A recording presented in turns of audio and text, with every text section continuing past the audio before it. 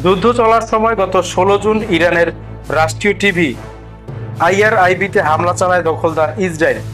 ওই সময় সেখানে লাইভ অনুষ্ঠান করছিলেন উপস্থাপিকা সাহার এমামি।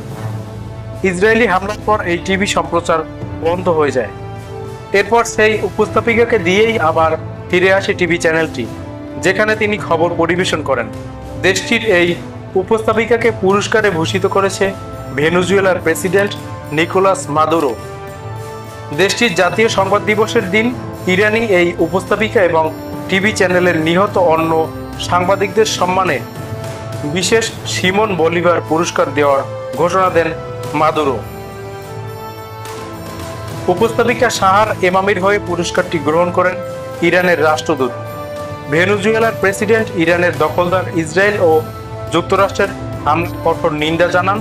অপরদিকে ইরানের জনগণ, সশস্ত্র বাহিনী, সরকার এবং নেতাদের দৃঢ়তার প্রশংসা করেন তিনি।